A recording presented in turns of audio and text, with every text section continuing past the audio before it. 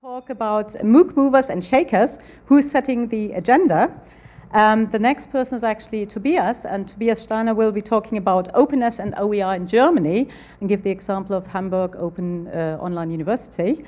And the next presenter is actually Barbara Ghetto, and she will be talking about open education at the University of Duisburg-Essen. So, without further ado, I will just hand over to Mairead. Thank you very much. My name is Mairead Gillivihiel. I'm a senior lecturer in Dublin City University and a senior research fellow with the National Institute for Digital Learning. We have a research agenda that we've been following for the last few years with regards to MOOCs in particular. And we're doing this research, and I'm going to report on the initial findings. Sorry, could you speak up a little bit? Okay, is it working that better to hold it like that? Okay.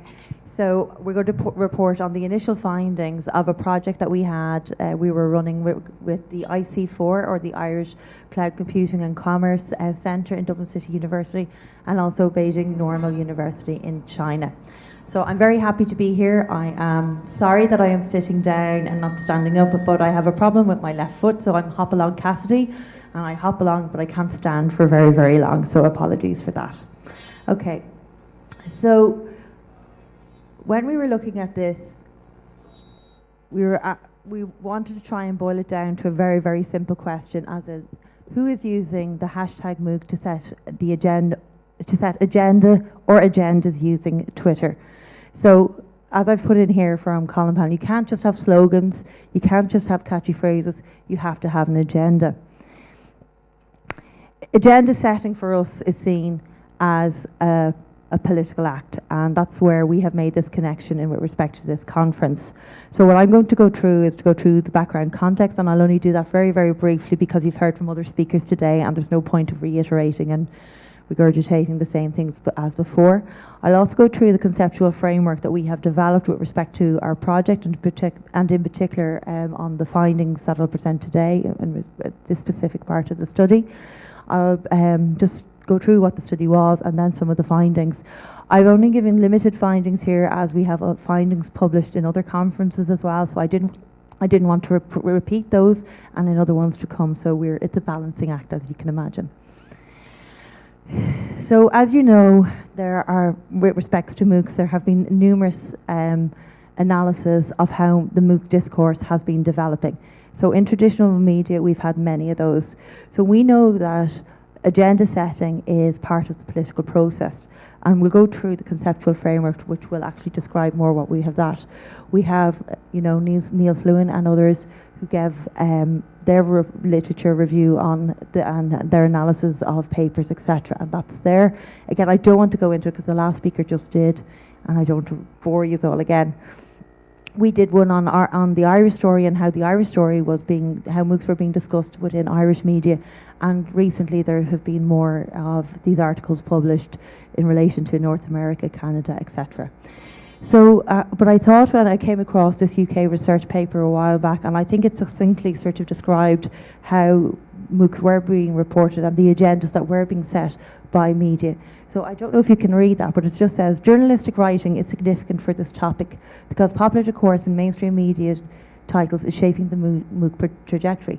Public attention creates a bubble of hype and a must-have factor, which may be contributing to a herd mentality and a stampede to produce MOOCs. Positively spun press articles hail MOOCs as the high-tech engine of a transformative revolution that will remake education as a highly engaging, open and low-cost activity. Critical journalism decries the hype surrounding MOOCs and claims that their benefits are illusory and that in reality MOOCs harbour undesirable and inappropriate behaviours.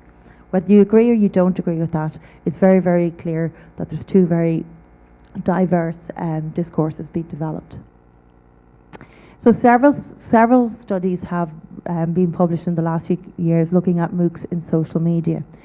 Some have come from a learning perspective, others have not. There have been contrasts between hashtag MOOC, which is the area that we were looking at in, and hashtag OER. Some have looked at how hashtag MOOC has been on the agenda that has been set in other languages, and I just wanted to reference other languages because I think when you go through a lot of the research, the over-focus on the English language is incredible. And I think it's something that we have to be very, very cognizant of. As a speaker of 4 languages, I find it a little bit limiting when we don't, and we've done the same here with respect to this, but I think it's quite limiting if we don't look at the other languages. We also know that not all teachers, the term MOOC is in itself is a term that's quite loaded, and we also know that is a term that isn't, I suppose, as well known as what we would think it is, and there is research to support that contention, particularly among teachers and learners, and most surprisingly amongst learners who've partaken in MOOCs, which is quite surprising. So that's just something of that research. So coming back to our conceptual framework and the context. So we have based because of looking at agenda setting, and agenda setting has been related to broadcast communications and from theories of mass communication, but it also has a role and relevance, particularly in the policy literature. So we've taken it from the policy implementation literature and viewing policy as a process, where a process denotes something that is fluid and it's a fluctuating concept.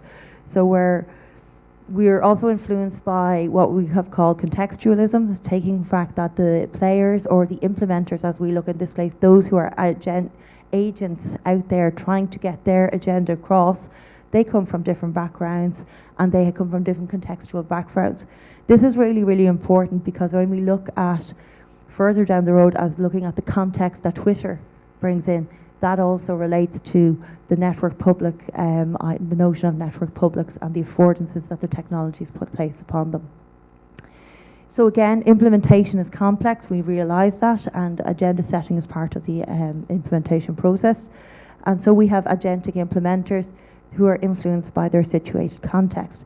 Regards to social media doesn't differentiate between macro level implementers that we would be normally, in policy analysis that we would normally look at, which would be, the government, supranational things like the EU or not the EU in the case of some countries, and then also then at the micro level. So it is a medium, and this has been discussed by other researchers in respect to that allows for broadcast in a way, and allowed for policy to be implemented to be discussed and implemented, and agendas to be developed in a very, very different way. So Twitter provides such a techno-mediated, situated context, and hence therefore public. So it provides the opportunity for. So, we can tweet out something, but we don't necessarily have to have an audience. So it provides an opportunity to have a public, or indeed to be invisible within a public. So networks publics by Dana Boyd is quite an interesting concept, and it's one that we've brought on to and taken into with respect to this work. And it relates to the publics restructured by network technologies. It's an imagined collective, she says, that emerges as a result of the intersection of people, technology and practice.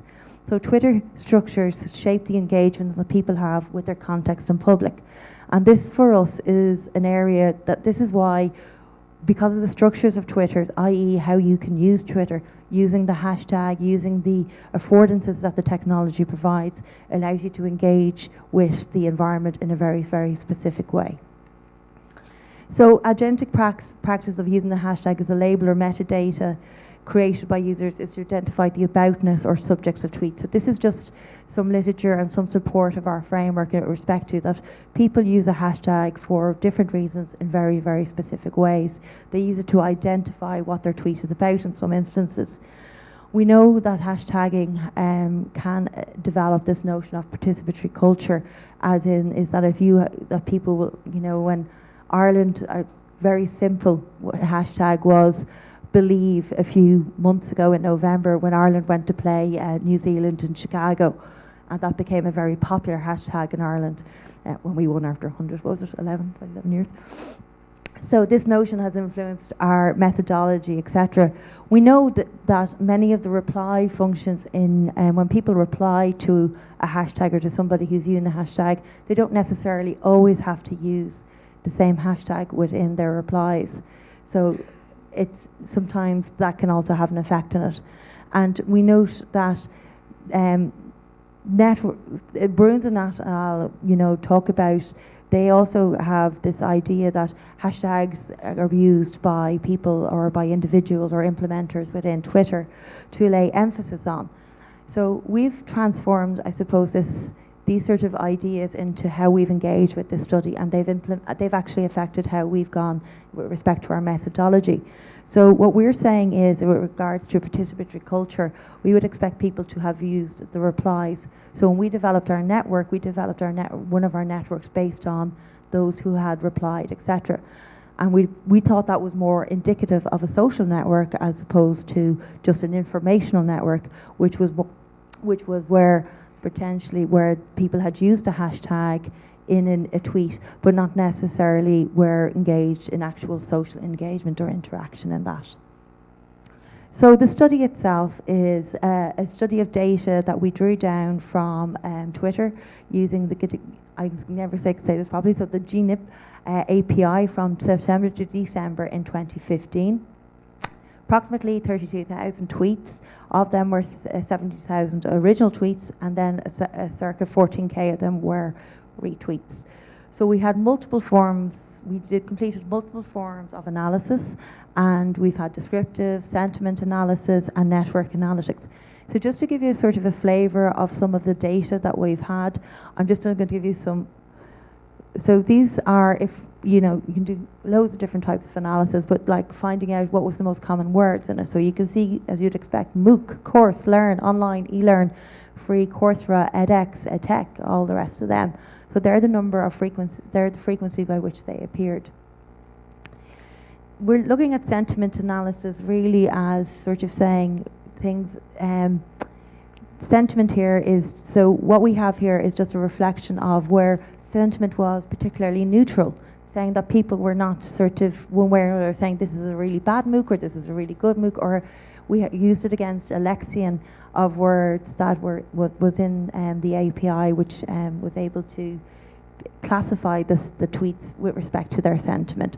But as you can see, the majority of the tweets were very, very neutral tweets. So we would presume that they were more informational as opposed to people giving their opinions or they're discussing things in particular. These are examples of some of the just tweets and the sentiment scores associated with those. So where 6, you see 6, it's a high sentiment, so it's more positive, and then at the minus elements, it's more negative as per how it's compared to our lexion. Okay? Okay. So I'll just move on to some of the interesting bits quickly. So we used, I'm not going to go through all the theory stuff of it, but we used some graph theory. So we were looking at who are the influencers and the hubs. So just to get to, as you would expect to have from our informational network. So these are the people that weren't replying. I forget about how that network was constructed. If you can let me gloss over that. But our informational network that we had constructed based on the number of followers, we found out that, as we expected, that the MOOC platforms and aggregators would be high up there. So they were pushing out a lot of information to users connected with them. When we look at the influencers in the informational network, these two were mostly institutions and platforms who were engaged in that. The main influencers in the networks were, in the informational network were, as I said, those. When we look at those who are the individuals, so now when we move to the social network where we were saying, which was based on the replies where people had engaged with other members or other users on, we found that these 5 individuals were top influencers in these networks. So these were where we stripped out, we took out the top 25, and then we were looking down for individuals within that, in those results. So as you can see, I just have a few of them mentioned there, who they are, where they are. As you can see, they're mostly people related to academic, working in this area. Just giving you some of their tweets that they put out, so you know a lot of these people. And so what you can see just some of the stuff that they were putting out at the time. So what we want to do next is we have a fuller description of these findings coming out at the eMOOCs conference. We also have a complete finding, so we have a full year of data that we're also working on. We also are conducting an individualized and, I suppose, qualitative, quantitative content analysis of the tweets, because we've done a lot of statistical analysis of the tweets. We've looked at where the URLs are linking out to and things like that. But we want to do more of a contest, and we're also trying to find a framework by which to complete that as well at the moment. So I'm going to end there very quickly because so Kareem Lagos. Wonderful, Mairead. So thank you very much for your presentation. Thank you. Good timekeeping. Okay, are there any questions before we I would like to have if you have one or two questions, we have time for that. So if anybody has got a question. If not, Mairead is around here and you can ask her and probe her later when you have a question that comes to mind. If there are no questions, I would like to hand over to Tobias Steiner, who is going to talk about OER in the context of the Hamburg Open Online University.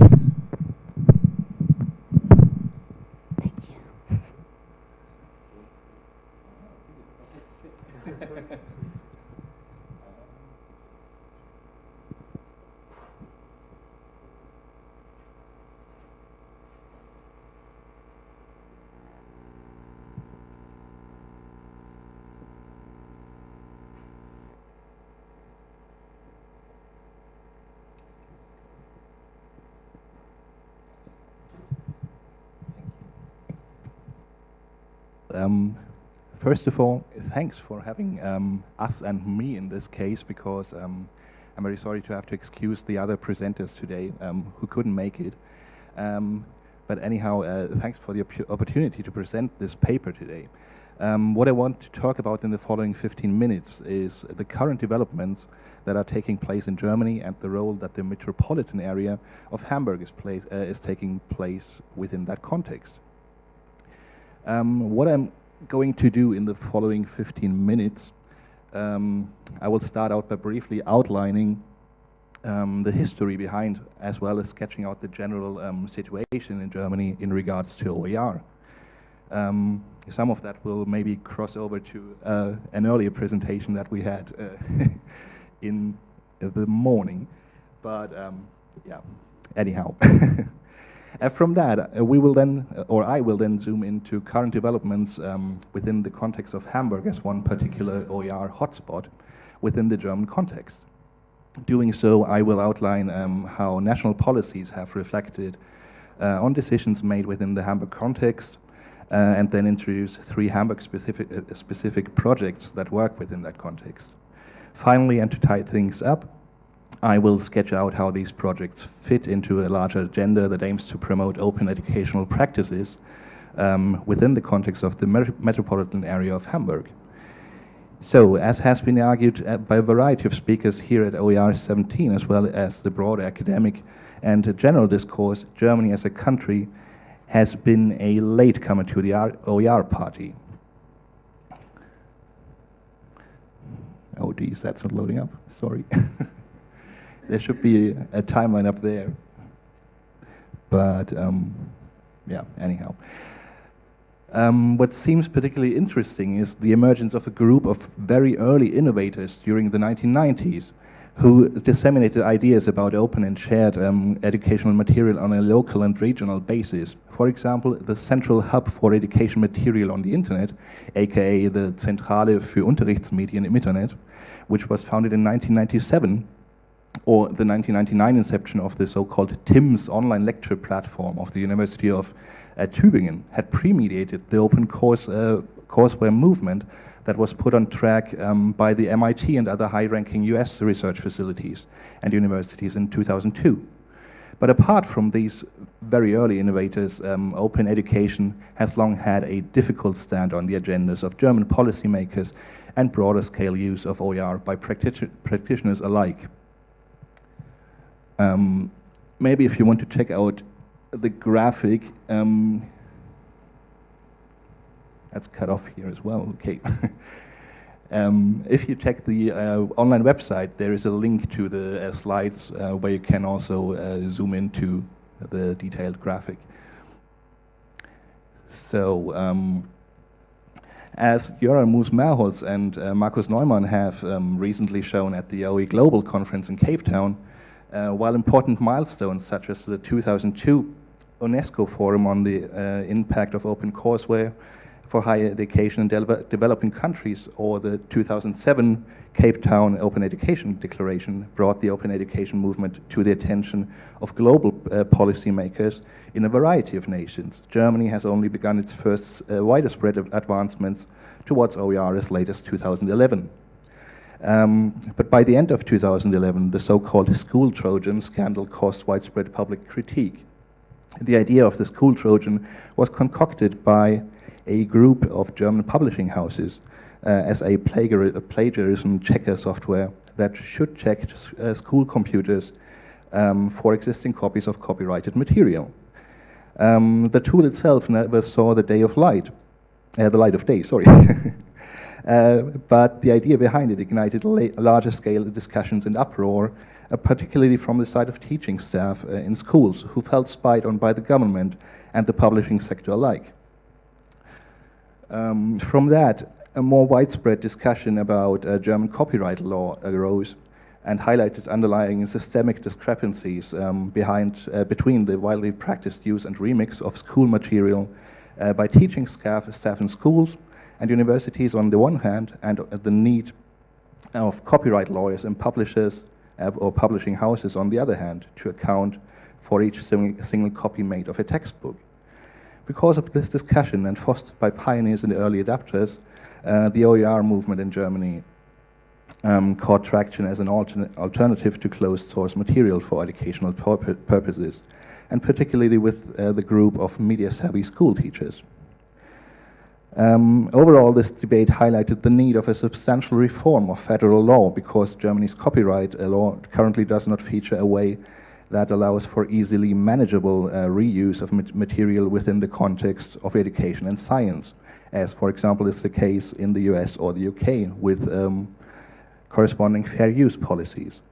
This lack of a firm legal basis on which open access can be built upon can well be seen as a major hindrance towards an earlier development of OER in Germany. Against the backdrop of the larger emerging trends of open science and open access within the German context, the last 4 years have seen an exponential growth in OER projects and activities, a growth that had been helped along by NGOs such as the Open Education Alliance, aka the Bündnis Freie Bildung, which is supported by Wikimedia Germany as well as the Creative Commons Germany branch.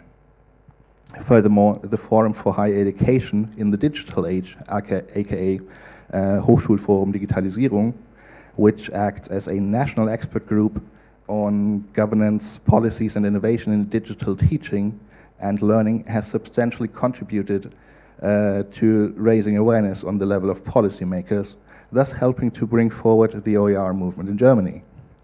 On a governmental level, the Federal Ministry of Education and Research has taken to this trend and established a national guideline that highlights the need to establishing open access in Germany and underlines a strong preference on greenway publication.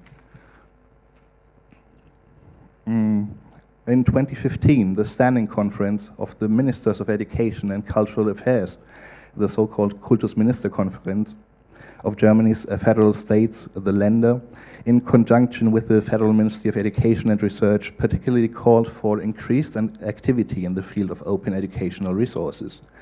But still, on the side of practitioners, the complicated legal basis manifests in a general lack of knowledge, particularly in the school sector, of what is allowed within the realm of the digital and what is not. And while the school Trojan case managed to put the complications that arise when digital material is used and how it should be used within the national law on the agenda of wider public discussion, the current status is one in which an overwhelming majority of teachers in schools and higher education institutions who reuse and remix digital media, knowingly or unknowingly, do so in a legal gray area. These developments make visible the double bind that currently exists in the German context. While it seems beyond debate that Germany needs a substantial reworking of German copyright law that reflects the needs of the educational sector, there is also a dire need to raise awareness and to inform the variety of agents that are working in the educational sector on a larger scale about the existing limitations of German copyright law and the available alternatives such as OER. Acknowledging this need, the Federal German Ministry of Education and Research in January 2016 published a call for project proposals as part of its newly initiated line of funding named OER Info. As a result, 26 projects with a distinct goal of raising awareness towards OER with a variety of target groups ranging from schools to the sectors of higher education as well as professional training were selected. On the level of overarching policies, while some of Germany's federal states, including Schleswig-Holstein and Baden-Württemberg, have pushed for region-specific OER papers, Germany as a federal state has yet to publish an OER policy that defines a common national framework regarding open educational resources. Within the metropolitan area of the city of Hamburg, digitization in general, as well as the higher education-specific topic of teaching and learning within the digital sphere, have been nascent on a variety of levels and with large conglomerate of regional players involved, which you can see over here. In 2015, Hamburg's major political party, the Social Democrats, decided to put digitization on the agenda of the governmental strategy. This strategy aims at going beyond the implementation of standard IT and e-government strategies and proposes to include aspects of usability, accessibility, and last but not least, open source in many aspects of governance. As part of this agenda, the mayor of Hamburg, Olaf Scholz, proclaimed the inception of 2 projects for open access in science and higher education. On the one hand, there is the Hamburg Open Archive, which has at its focus the development of a structural basis for open access material, including repositories, read-through digitization of existing analog material, research data management, and the establishing of a so-called research information system that proposes to bring together and make accessible the variety of publications and research data existing in Hamburg as part of one centralized system. On the other hand, there is the Hamburg Open Online University, which is thought to become a central virtual space that offers free courses, learning material, and scientific data created by a conglomerate of Hamburg's higher education institutions, among them the University of Hamburg, which you see uplift. The developing pool of resources will be made available to all Hamburg citizens free of cost and as open access resources, meaning that all materials will be provided at least under a CC by SA license.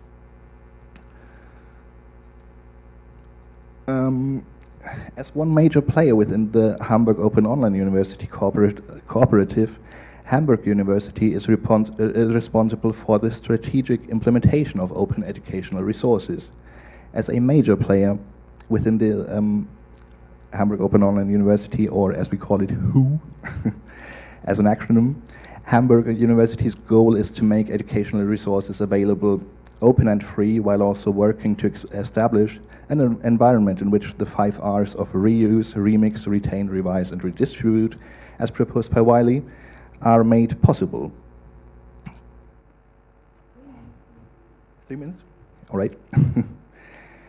On the more general level of a better culture of education and research, the university's goal is to set incentives to raise its teaching staff's willingness to publish content under Creative Commons licenses. I will fast forward here to another project. Hamburg Open Online University's main target group mainly consists of university teaching staff who, via financial support for so-called early bird projects, are enabled to develop open educational resources which are made openly available in the WHO platform. Supporting input that helps with issues arising during the creation of OER, such as questions regarding the implementation of Creative Commons licenses, is usually realized as additive input. The continuation of WHO as a Hamburg-wide META project, secures further financial support that can be used as continuing incentive for deepening the experiences made with OER during the early bird phase. With the SUN OER project, which we have over here, Hamburg University has set out to tackle the need of raising awareness towards OER on a broader scale.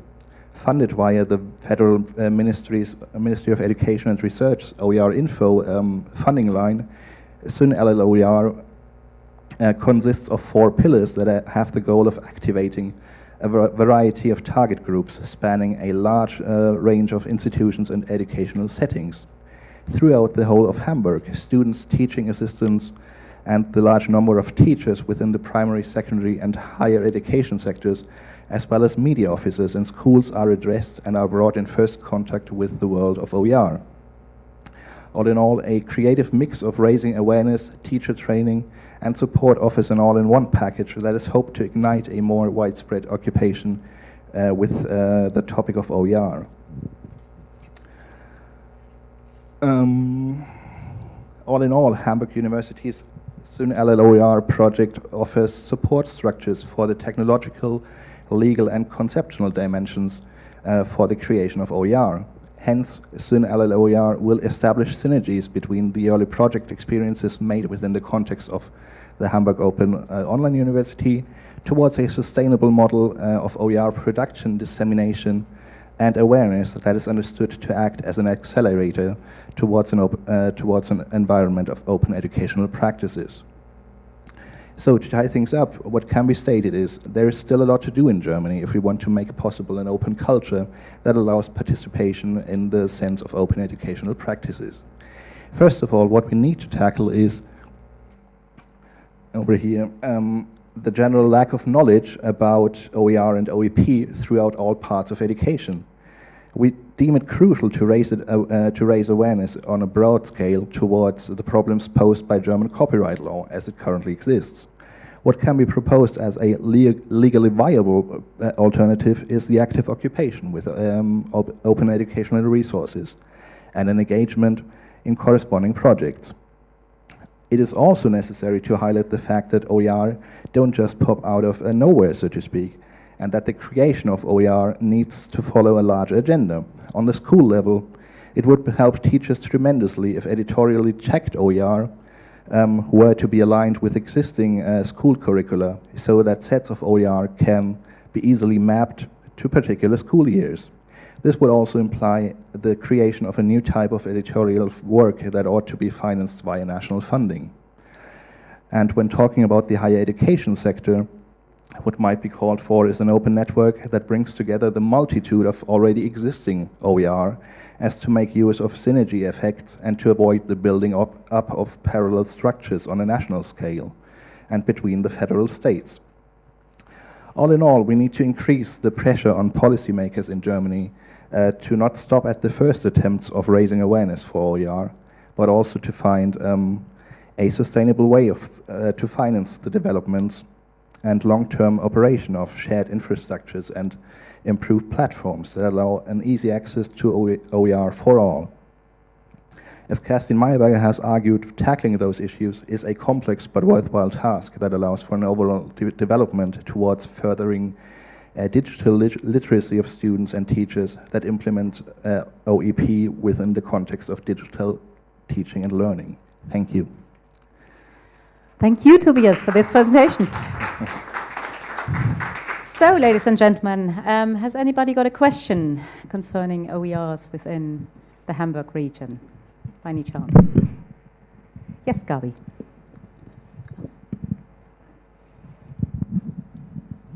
Thank you, that was really interesting. And this question is not just for you, it's for everybody, I think. Towards the end, you mentioned OERs having a plan whereby teachers can produce OERs that are mapped onto the curriculum and sort of an extra layer of editing of OERs. Yeah. While you were speaking, and I don't know, it's not just your presentation, there's been a build-up for me through other discussions in this conference and outside. I'm wondering, are we not trying to control openness too much? Is openness not better conceptualized as coming from the people, right? So the teachers in this instance. If they want to produce stuff that's related to their curriculum, let them produce it and let them tag it somewhere, make it findable by others.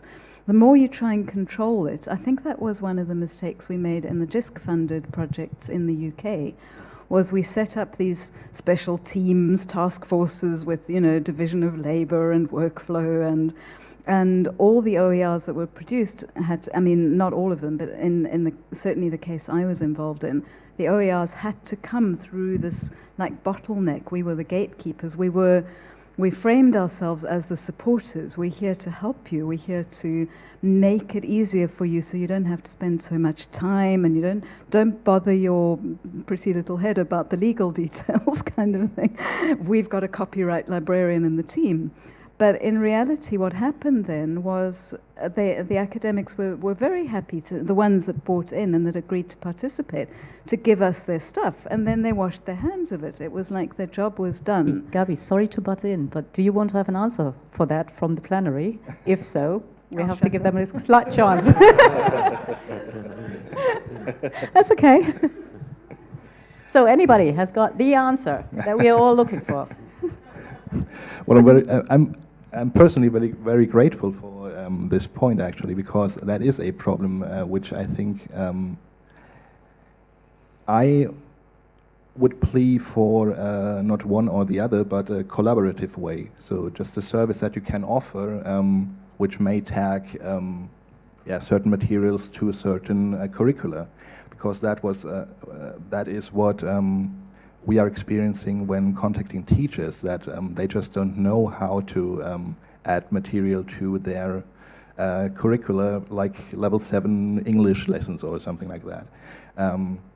So it is perceived by as teachers, I would say, as very helpful if we could tag those OERs, but not in a prescriptive way, but in an additive way, so to speak, or collaborative way, yeah. Okay, great, thank you very much. Good, I'm afraid that's all the time we have for the questions for Tobias. And now I would like to welcome Barbara Ghetto, and she is talking about open educational resources in the context of the University Duisburg-Essen.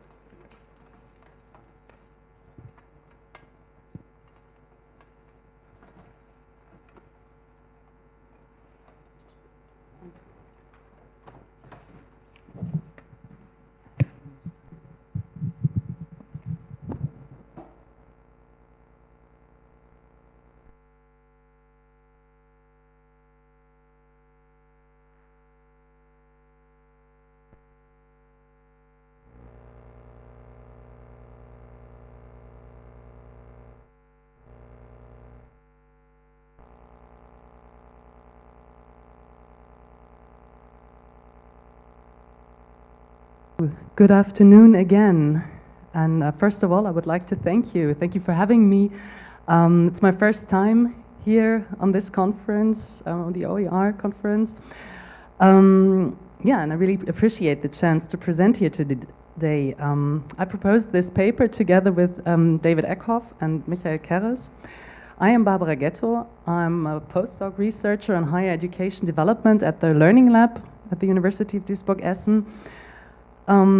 My focus is innovations in teaching and learning, digitization in higher education at the Learning Lab in Duisburg-Essen. I'm also head of a digital agency for North Rhine-Westphalia, the federal state of North Rhine-Westphalia, where we promote e-learning.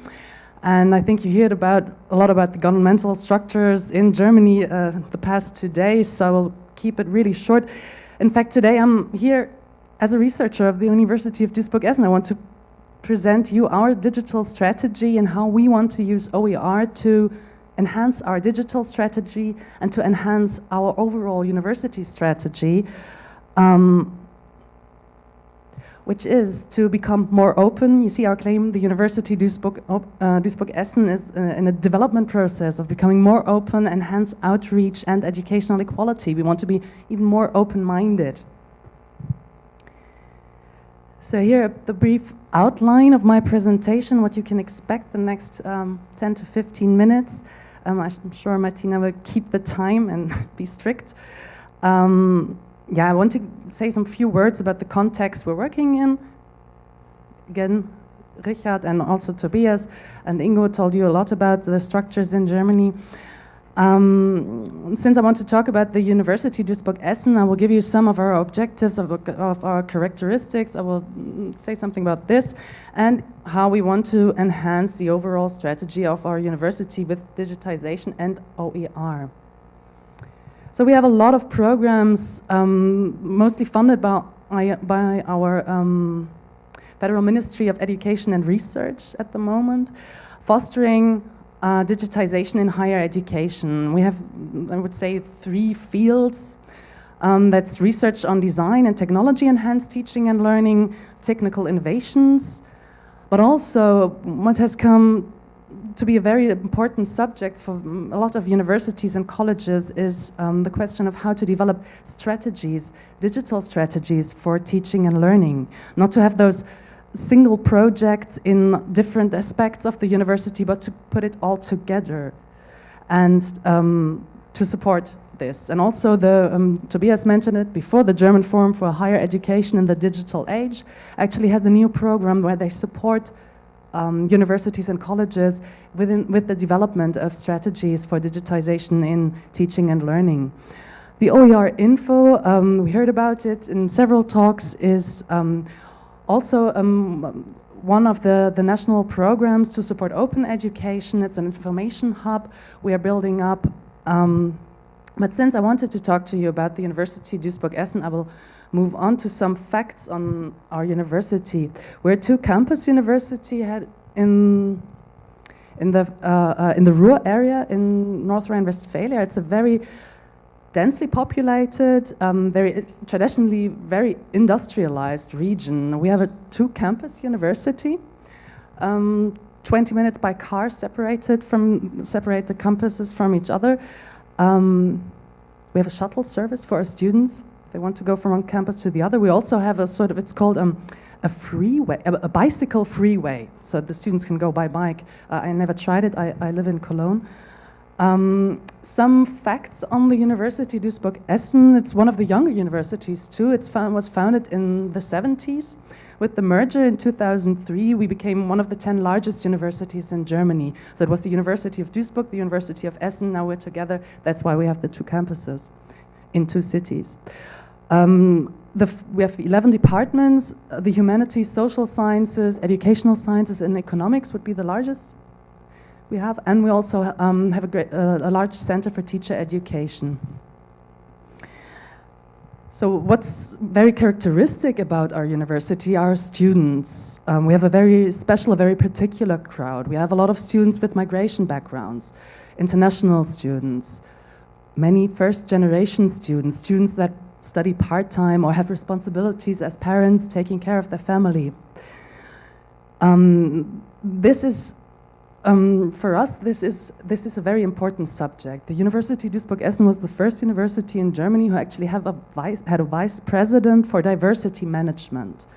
So this special student crowd is something we take very seriously, and for us it is very important to find ways to create fair education, to support every one of those students independent of their gender or their ethnic or social background. So this is our framework, and this is why we need more flexibility for those diverse needs of those students.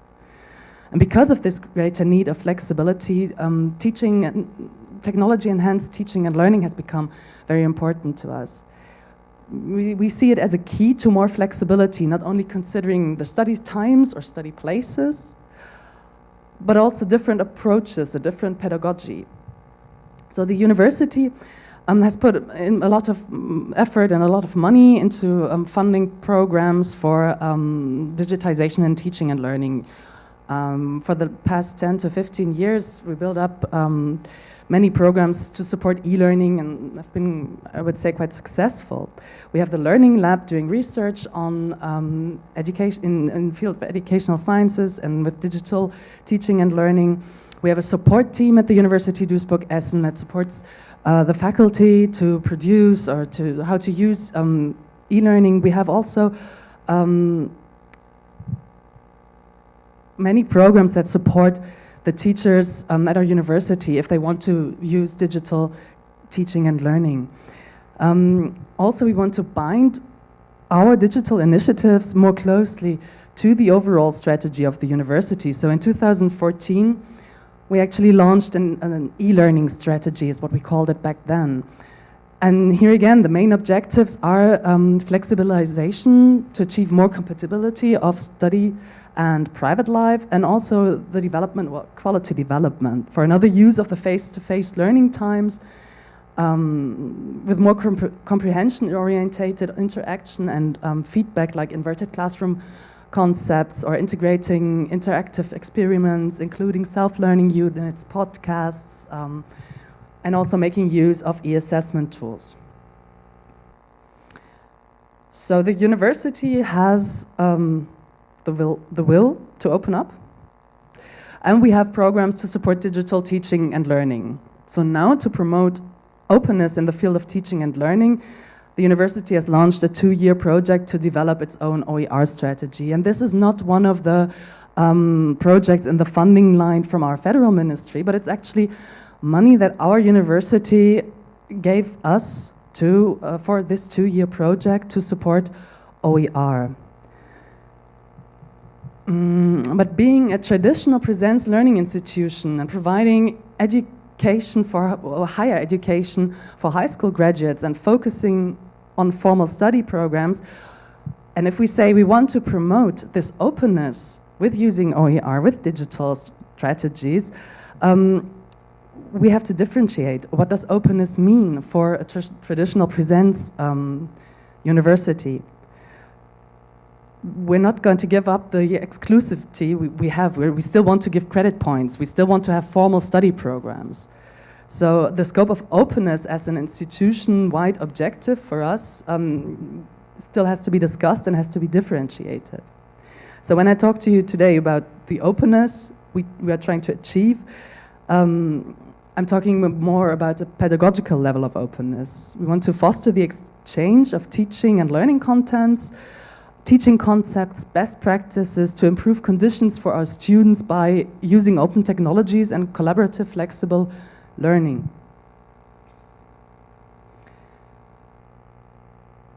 So in some of the measures we do, some of the things we do, we're now facing the challenge of opening up our digital teaching and learning contents.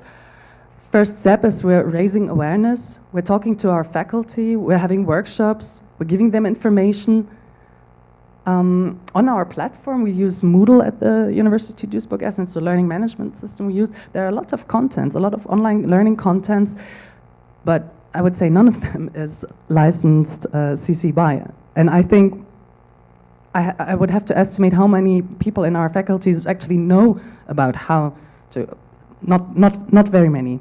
But this summer we're having our annual teaching day with the subject OER, and we're trying to raise awareness, we're trying to give information, we're trying to involve our faculty members and trying to tell them what's in for them.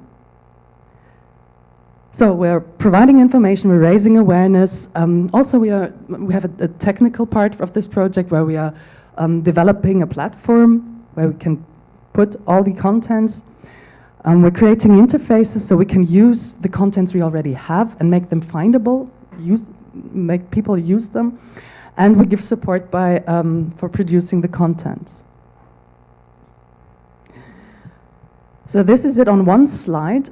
Here you see our OER program, fostering the exchange of teaching and learning contents, teaching concepts and best practices. Is going to enhance our digital strategy with more flexible learning arrangements, with the quality development, to then foster our overall aim, the equal opportunities for our students and educational success. So, thank you for listening, and I would be very happy to answer questions and exchange thoughts on this and ideas now. Thank you.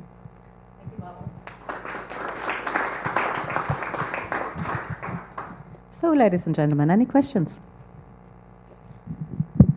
Anything that you would like to know with regard to how they are going to implement a strategy once the strategy is there, or basically maybe how they would actually develop a strategy? That is actually one of the things that I would be interested in. So who are the people that are actually working on an institution-wide strategy?